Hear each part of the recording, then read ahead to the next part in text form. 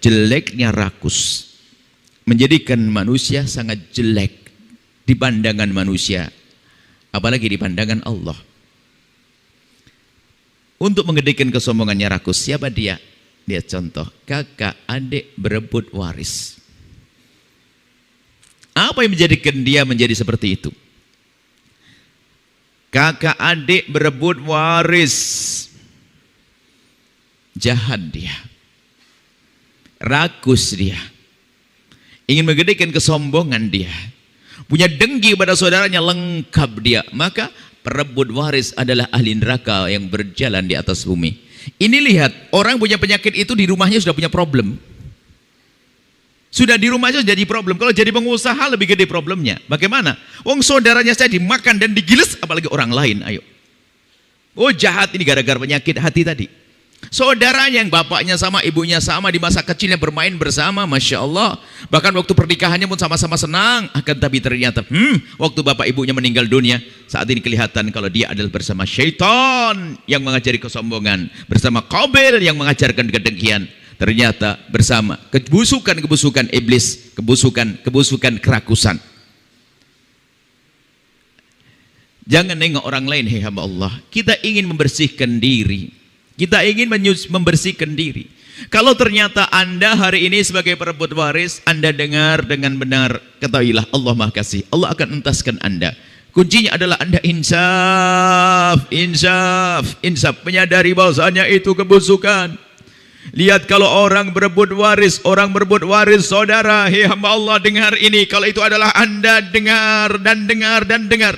Perebut waris adalah ahli neraka yang berjalan di atas bumi karena berebut waris telah melakukan 3 dosa besar dalam sekaligus. 1 dosa besar saja sudah cukup untuk masuk neraka terdalam, akan tapi 3 dosa dikumpulkan. Yang pertama dosa mutus tali persaudaraan. Nabi menyebutkan la yadkhulul jannata qati', tidak masuk surga pemutus tali persaudaraan. Ngerebut harta saudara kan memutus tali persaudaraan, mengajak permusuhan. Dosa yang kedua adalah mengambil harta saudaranya. Mengambil harta orang lain bil batil dengan cara tidak benar, neraka dosa gede juga. Yang ketiga adalah menyakiti orang tua, durhaka kepada orang tua. Makanya perebut waris adalah orang jahat. Maka kalau Anda ketemu dia, jangan jadi besan, jangan jadi menantu, jangan jadi ipar. Hati-hati, dia adalah orang jahat, saudaranya saja digiles. Kalau ternyata itu adalah Anda, ketahuilah hai hamba Allah. Allah Maha Kasih. Dengan kejelekan kekotoran kita, Allah pun Maha Pengampun. Dan Allah yang membersihkan hati hamba-hambanya. Kuncinya Anda sadar, Anda ingin belajar dan berbenah. Kembali nanti pulang ke rumah, ayo kita berdamai dengan saudara. Biarpun mungkin hari itu kita harus habis harta kita untuk kembalikan pada saudara. Ketahuilah setelah itu Allah akan angkat Anda akan berjaya. Ingat, berebut waris. Dan ternyata tadi disebutkan yang namanya kerakusan itu kejembangan merusak agama, sehingga yang namanya berebut waris ini sebuah contoh saja. Nanti bisa kita terapkan dalam bisnis yang ngawur, berpolitik yang culas, itu semua adalah dari kerakusan. Kita mulai dari rumah saja, kejadian di rumah kita, di rumah keluarga, berebut waris. Lihat orang berebut waris, dia adalah jahat. Berebut waris adalah jahat sehingga lihat, merusak agama. Sehingga katanya orang beragama seperti tidak beragama. Orang beragama seperti tidak beragama. Dia kata ilmu fikih, bahkan mungkin dia belajar ilmu tasawuf, ngajar kitab Ihya Ulumuddin. Ternyata apa? Dia belum beres rebutan waris. Sehingga yang namanya rebutan waris ini adalah yang gede syaitannya, yang gede adalah kerakusannya, yang gede kesombongannya, bukan hartanya. Sehingga yang namanya rebutan waris, bisa saja orang kaya raya rebutan waris, ternyata bukan hanya orang kaya, hei hamba Allah. Jangan Anda berkata, iya di rumahku kan tidak ada apa-apa, orang tuaku melarat, gak gila rebutan waris.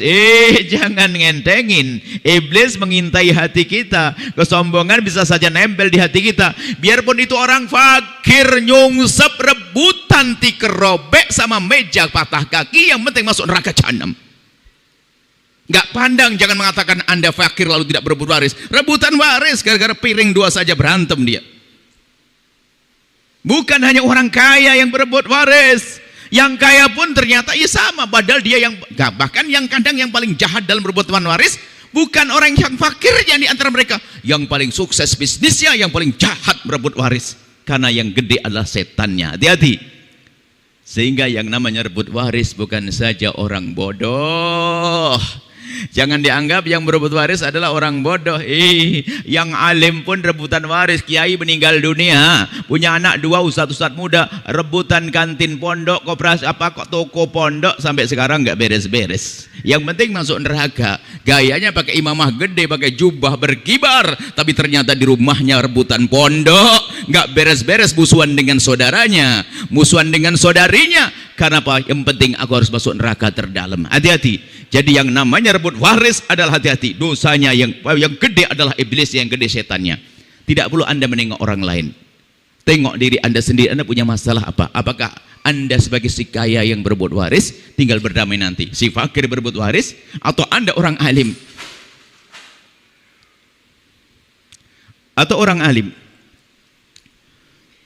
Orang alim berebut waris, Masya Allah, na'udzubillah. Dan sebetulnya permasalahan dari mana itu? Dari hasud yang dibiarkan tadi, dari keragusan yang subur di hatinya untuk menggedekan kesombongannya. Sehingga kadang tidak pengen adiknya itu adalah banyak tamunya. Saya mulai dari kemarin kita mulai dari kelas ustadz dulu kan, begitu kan? Ada teko skip sombongnya ustadz, rakusnya ustadz.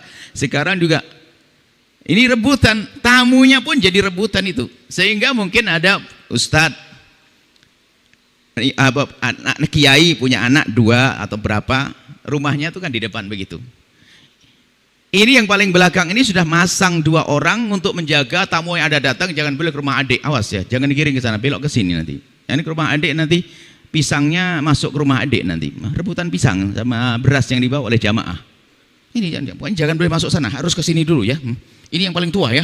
Dan kasih tahu mereka. Wah, subhanallah, sampai tamu mau datang saja di stop. Nggak boleh ke rumah adiknya.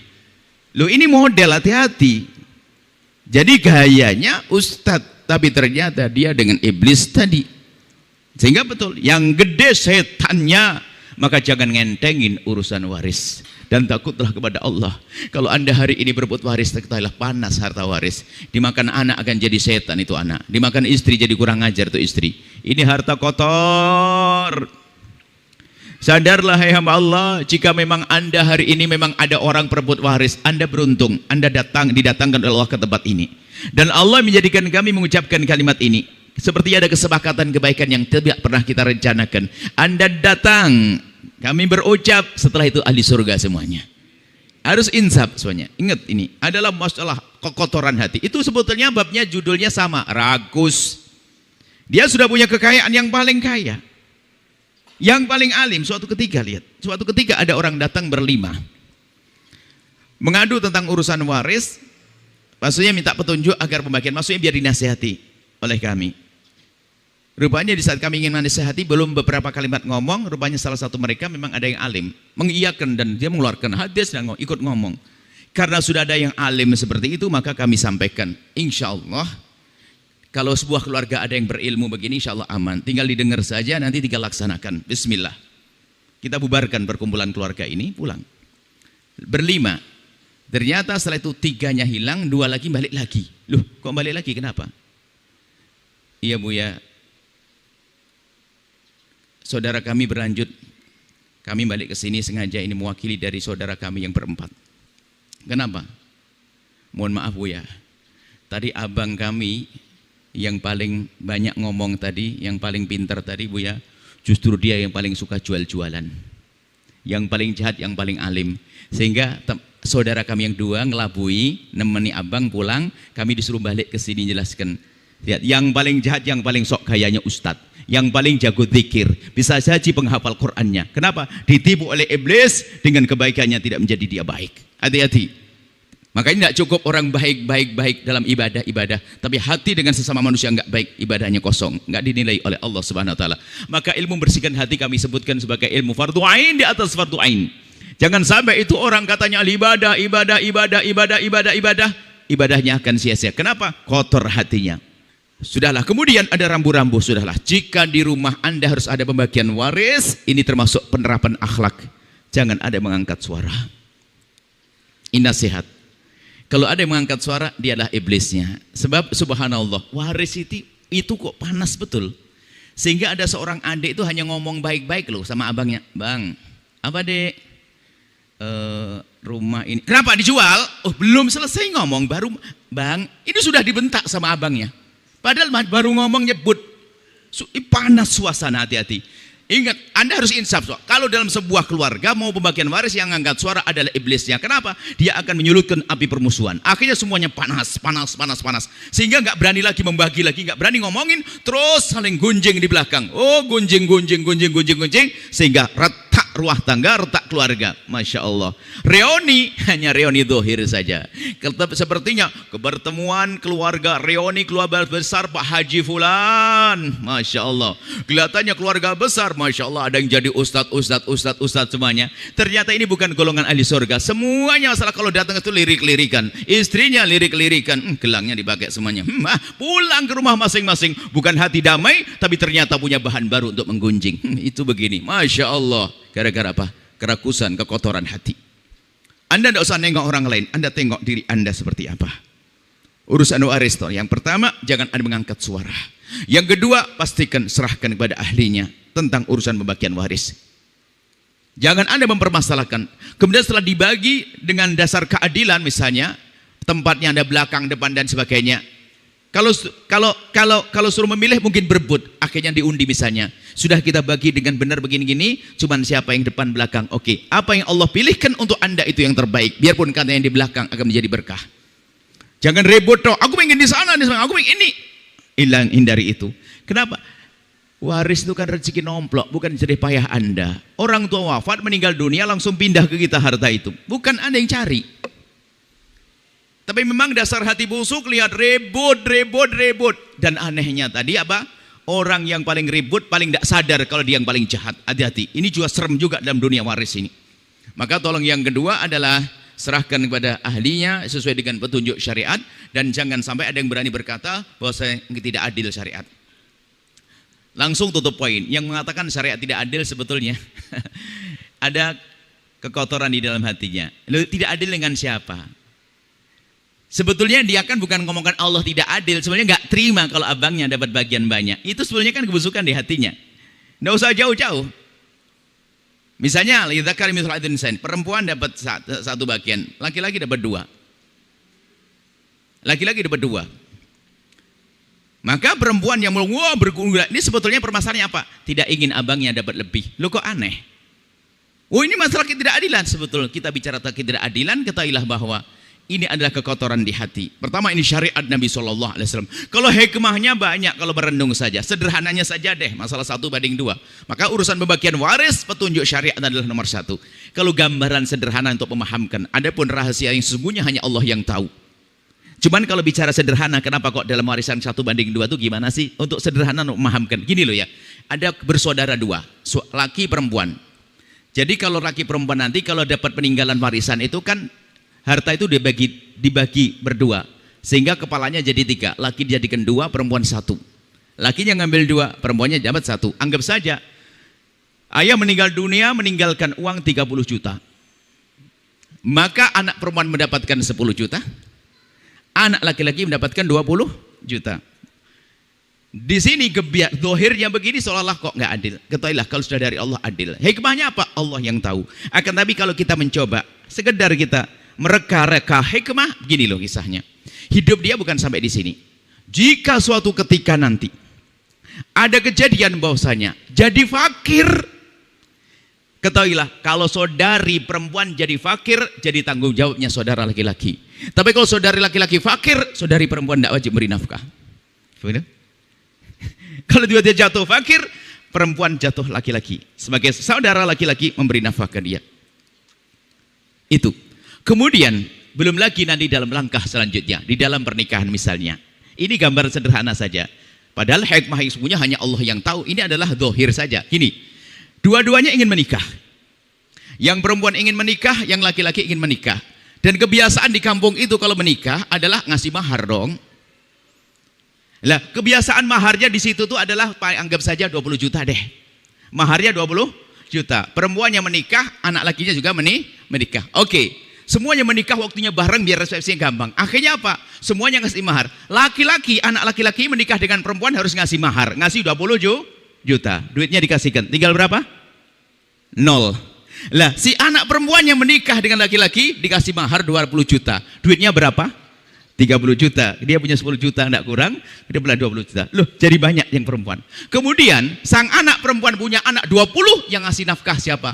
Suami. Anak laki-laki punya anak 20, yang ngasih nafkah siapa? Laki-laki tersebut.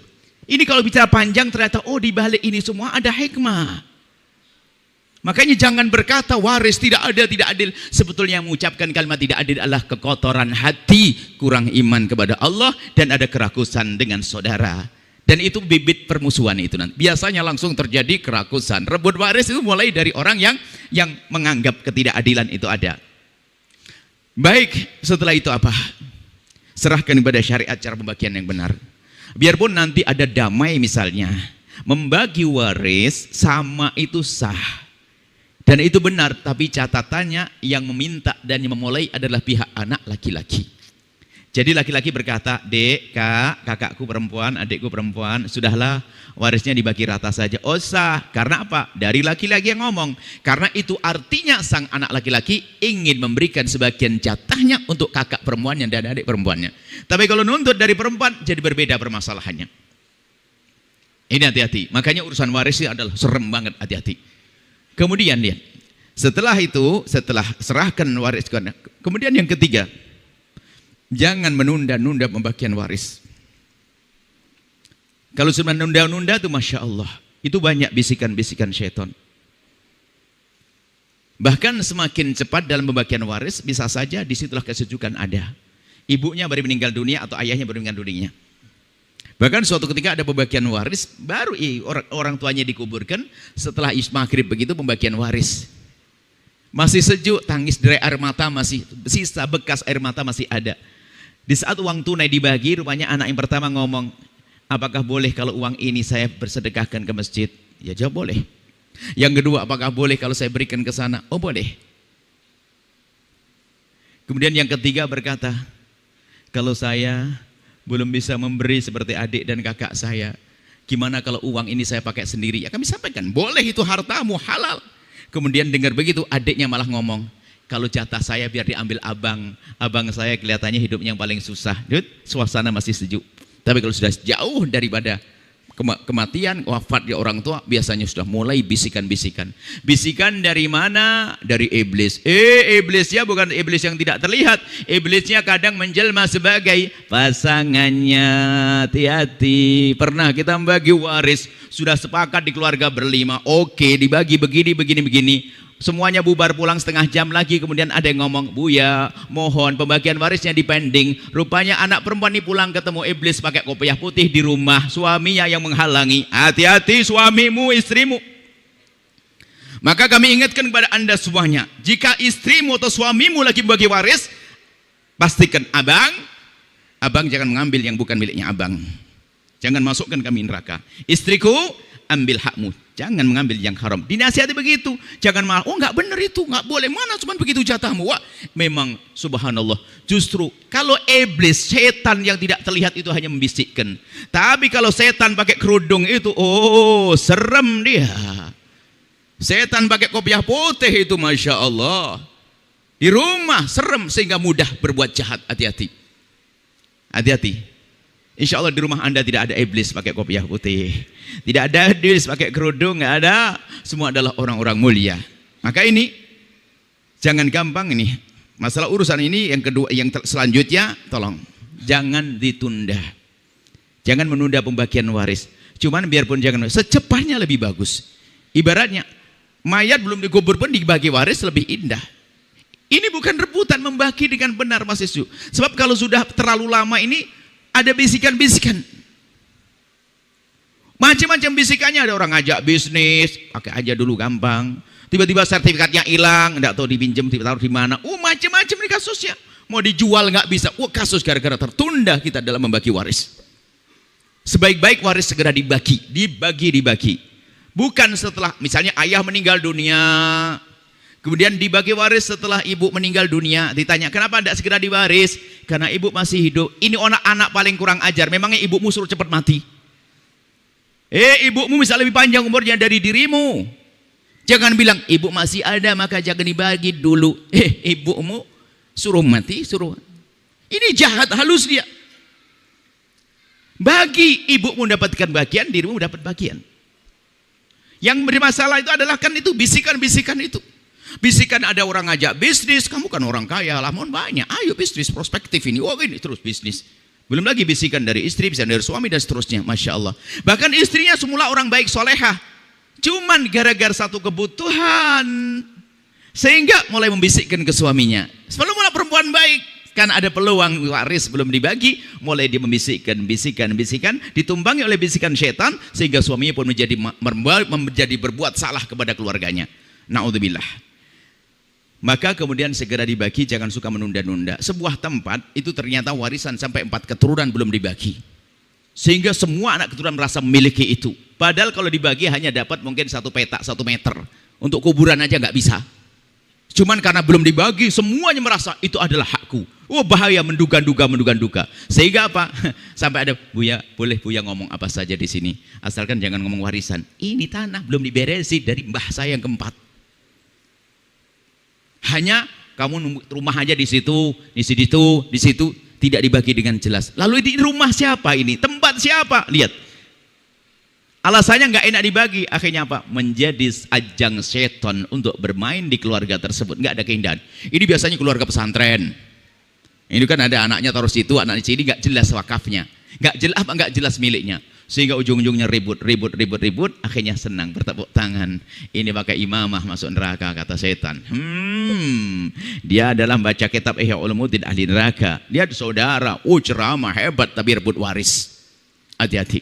Setelah Anda menyaksikan video ini, jangan lupa berselawat kepada baginda Nabi Muhammad sallallahu alaihi wa alihi wa sahbihi wasallam.